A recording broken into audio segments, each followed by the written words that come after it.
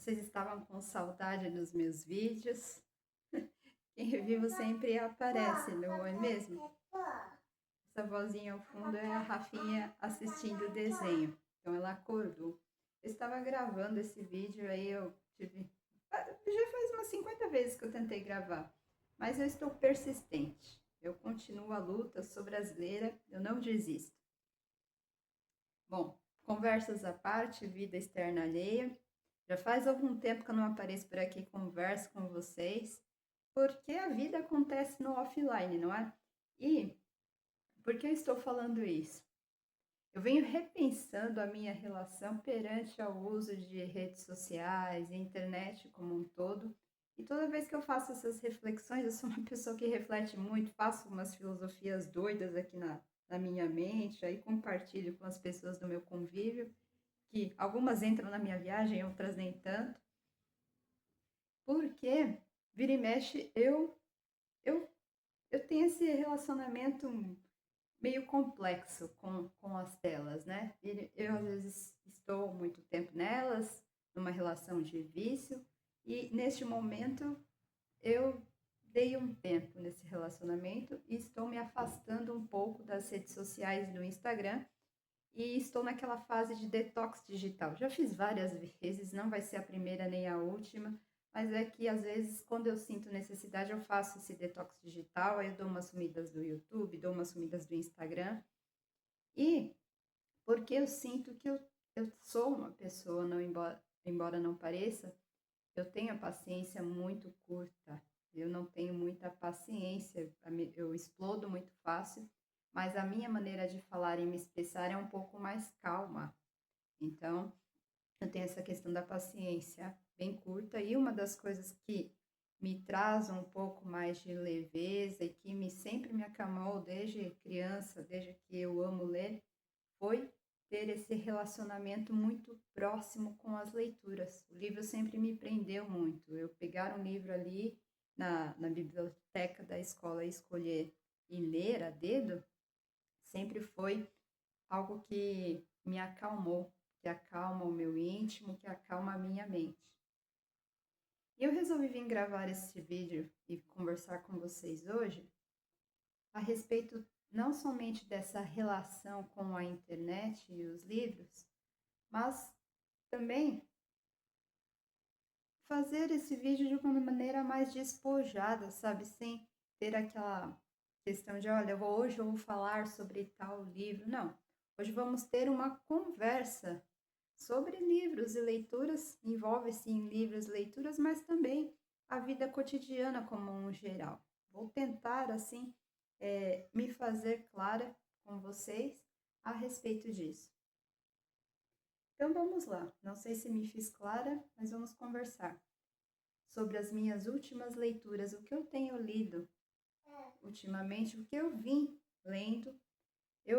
Eu iria fazer um vídeo separado sobre esse livro sozinho, mas eu resolvi não. Eu resolvi que eu não vou gravar por hora vídeos específicos sobre livros, ou seja, as chamadas resenhas, porque eu vou dar um tempo, certo? Eu não sei se é a maneira que eu me expresso, eu não sei se é a procura, enfim, eu estou fazendo um estudo geral fora da questão da internet para descobrir onde é que eu estou errando, porque esse canal não cresce. Talvez seja a comunidade que eu crio aqui também, as pessoas que têm afinidade por mim, enfim, N fatores aí. Um livro que eu finalizei e que eu posso falar com vocês, assim, com categoria e com precisão, e que eu já posso recomendar, é óbvio que eu sempre repito aqui no canal que as leituras são sempre experiências pessoais, é o livro, deixa eu ver se eu pego aqui para vocês,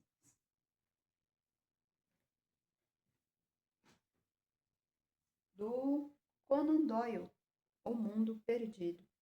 Esse livro aqui estava há muito tempo parado na minha estante, na época em que a Amazon fazia essas promoções doidas aí de livros, que você pagava no máximo, eu nem lembro se eu paguei nem R$ 30, talvez, exagerando aí no preço de capa, que é O Mundo Perdido, do Arthur Conan Doyle. Esse livro aqui, Ele é um livro que eu diria a vocês muito, ele fez uma pesquisa muito abrangente, inclusive ele cita várias fontes. Na verdade, nem ele, o tradutor dele, que é o senhor Samir, Samir Machado de Machado, que também é autor de livros brasileiros, ele é que traduziu, trouxe aqui para o Brasil. E ele é considerado um pioneiro clássico do gênero fantasia e aventura. Que nós temos o seguinte, nós temos a história de um cientista, e esse cientista ele vive em Londres, e ele diz que existem espécies de dinossauros, mas esses dinossauros, eles não estão em qualquer lugar do mundo. Isso a gente está falando ali do começo do século passado mesmo, século XX. E esses dinossauros estão numa parte do mundo que, pasmem, essa parte do mundo é uma cidade desconhecida, imaginem vocês um mundo perdido, daí o nome, né? Que se situa no Brasil. Então, o Conan Doyle, ele baseou a escrita deste livro aqui em um outro livro que eu estou lendo, que ele estudou também, que é a Expedição Fawcett, né? Fawcett foi também um pesquisador, não científico, mas aventureiro, que ele se enveredava e ele acabou se perdendo aqui no próprio Brasil. Na época ele mandava cartas para sua esposa, para sua família e para os conhecidos dele, mostrando essa expedição das cidades perdidas. E acredita-se que ele se perdeu ali na região do Mato Grosso ou mesmo do Goiás. E além desse livro do Fawcett, o Conan Doyle utiliza muitas referências clássicas na escrita deste livro, então, para você que curte também essas referências clássicas, eu anotei bastante coisa. Na verdade, dobrei, né? Fiz esse crime de dobrar as páginas dos livros, do livro, eu faço isso mesmo com o livro, eu não tenho dó, eu risco, seja de ficção ou não ficção. E aqui nós temos isso, um clássico de aventura e fantasia, escrito por Conan Doyle, que é mais conhecido pelas histórias de detetive, mas aqui a gente não tem um detetive específico, a gente tem a procura desses dinossauros nessa cidade perdida no meio da Amazônia.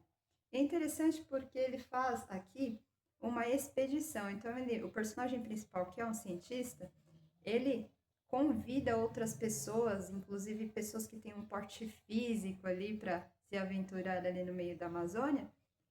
E aí, curioso, você tem também um jornalista que vai junto com eles nessa aventura, vai desbravar essa mata amazônica. E no meio dessa mata amazônica, ele também leva índios e negros, né? E os próprios índios ali da região, eles ouvem falar dessa cidade perdida e eles têm medo de adentrar. Então esse livro ele vai trazendo essa história de aventura e ao mesmo tempo fantasia por causa das histórias dos dinossauros. É muito bacana, gostei bastante. A edição também bacanérrima aqui da editora Todavia, na época que havia promoções de livros. E foi uma grata surpresa, porque eu descobri que eu ainda gosto de livros de aventura com uma pitada aí de fantasia, tá? Minha primeira recomendação aqui do dia. Eu também estou lendo, deixa eu ver aqui o que eu concluí para lembrar de cabeça. Ah, lembrei. Eu vou ver se eu consigo deixar aqui a figurinha do livro. Deixa eu ver se está gravando. Sim. Eu não consigo precisar o tempo. Ah, quase 10 minutos. Como eu estou meio esparsa, então, e com muita dor nas costas, vocês não têm noção da dor que eu estou aqui neste momento, mas é o momento que eu consegui gravar o vídeo com calma. Para não deixar vocês também sem conteúdo, porque eu estou viva, eu estou bem, só estou com um pouco de dor nas costas. Talvez por causa desse estresse que eu tenho passado ultimamente. Aí nós temos também, eu também terminei a leitura de um outro livro, que eu deixei. Hoje eu estou munida de água, eu sempre esqueço quando eu gravo vídeo.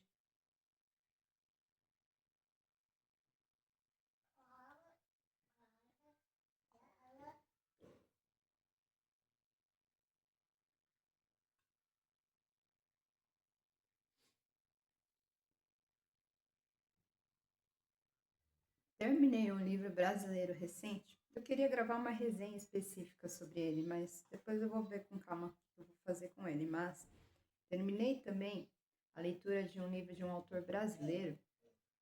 E no Brasil a gente tem muito essa questão de gênero, subgênero, né?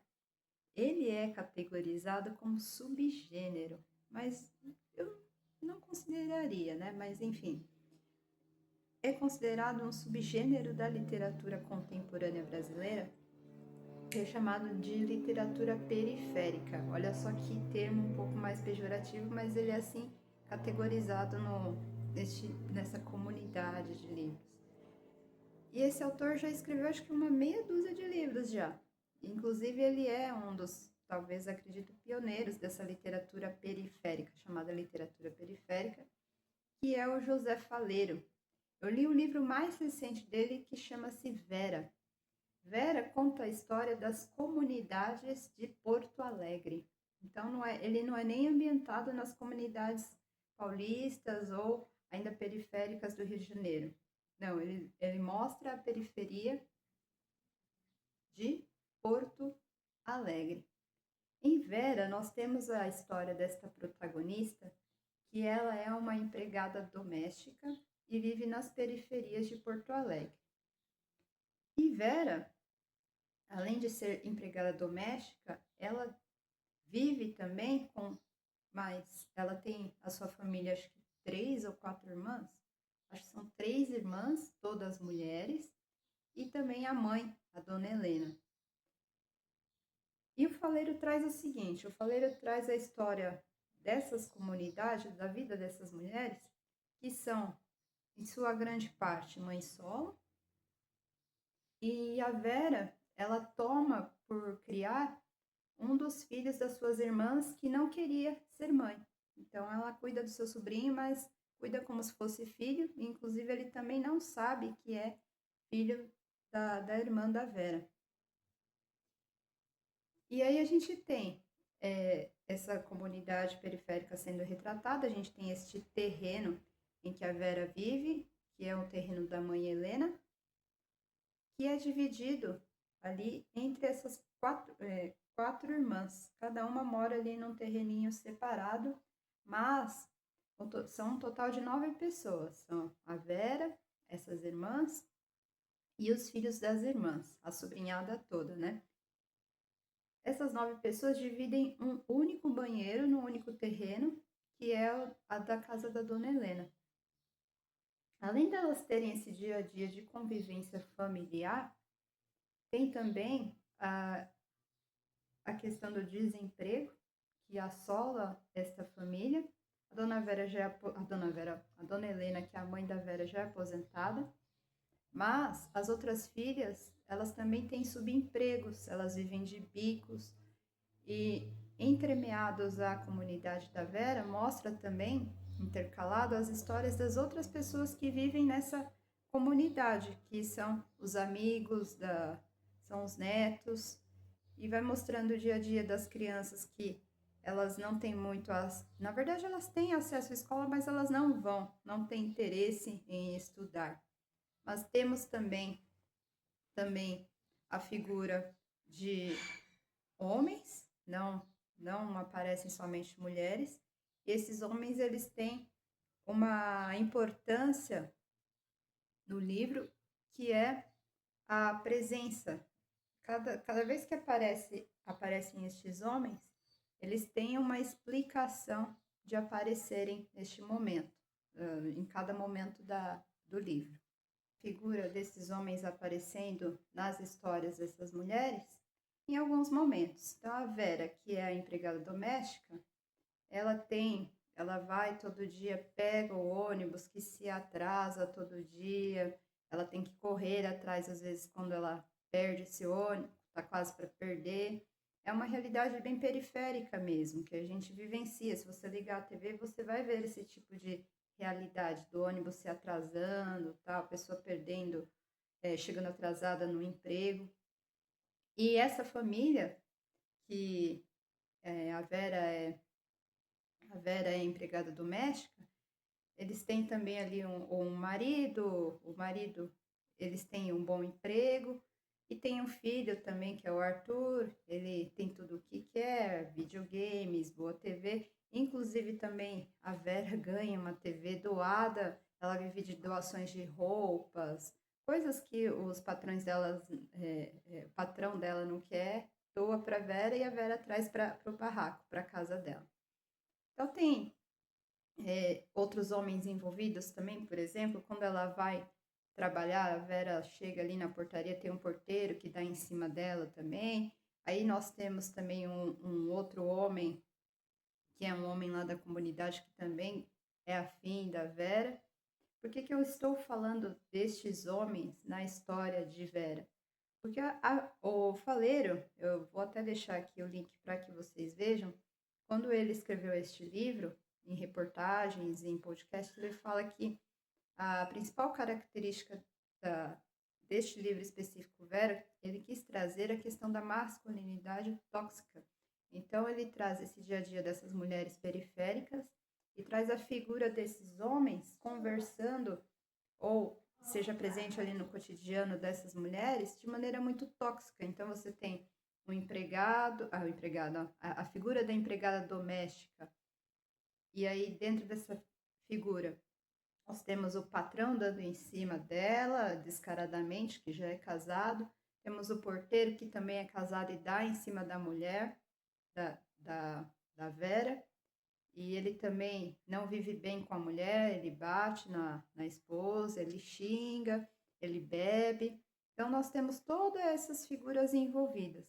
Mas não é só desgraceira este livro. Esse livro também tem um quê de alegria, que é o relacionamento em algum momento ali com o circo, que as crianças vão assistir a apresentação do circo. E temos um personagem que eu acho que se chama Davi. Davi é um menino periférico também. Ele vê no circo uma certa esperança de mudar a questão social dele, de onde ele está.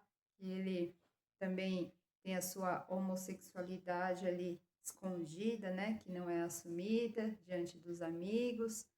Então, são várias camadas que o Faleiro trouxe neste livro e que ele conversa muito com a contemporaneidade.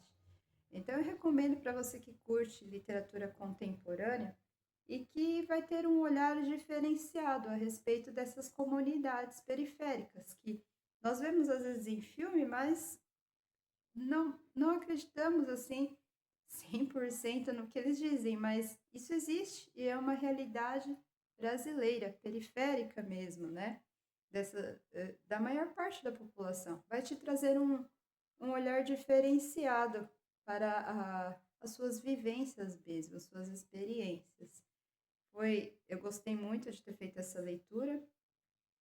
Periferia não é algo que é a minha realidade, mas a literatura tem essa mágica de te transportar para outros locais diferentes da nossa bolha, né, social. E isso é importante para termos olhares diferenciados, não é?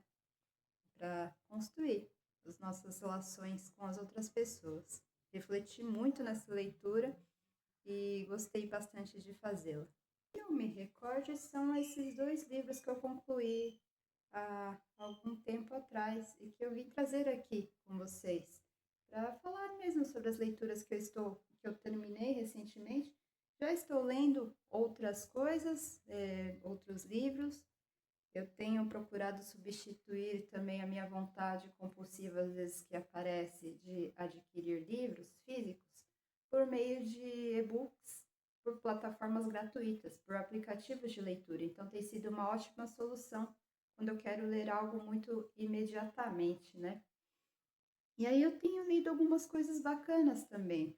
Eu vou aqui compartilhar com vocês como assim, uma solução para você que às vezes quer ler livro e não tem aquelas condições financeiras de adquiri-lo no momento, porque tem aquela sede de ler o livro físico. Eu também tenho, sabe? Mas eu tenho tentado substituir essa sede de vontade de querer ter tudo, porque eu não vou conseguir mesmo, isso é fato e eu tenho que aceitar. e substituo por esses aplicativos de leitura, que são gratuitos. Inclusive, se vocês quiserem, eu gravo um vídeo falando a respeito disso, dessa minha relação com os aplicativos de leitura, que são gratuitos e são muito bons. Qualquer um pode baixar no seu celular, apenas a questão é que você tem que ler na tela do celular mesmo, né? Que são o Biblion e o Mac Livros, que são gratuitos. E aí, se você quiser pagar, aí tem também o famoso Kindle, que você pode ter também. O aplicativo em si é gratuito, mas a compra dos livros é paga, né? E também um outro que eu tenho utilizado bastante é o Esquilo, né? E no Esquilo eu estou lendo umas coisas bacanas, depois eu quero ver se eu compartilho com vocês. Mas eu estou lendo recentemente um livro da Tamara Klink, Nós, né? Que foi o primeiro livro que ela trouxe aí pela Companhia das Letras. E tenho gostado, viu? Talvez eu vá falar com ele, sobre ele com vocês mais pra frente. E eu entendi o hype, viu? Ela escreve muito bem, ela escreve de uma maneira. Esse não é o melhor termo, né? Fluido é líquido mesmo, isso eu vi como título dos livros, né? Seria, assim, uma maneira mais fácil de escrever e que tem uma forma de diário. Ela escreve o livro Nós em forma de diário, então você se sente mais íntima, essa é a palavra, você se sente mais íntima do dia a dia da Tamara Klink.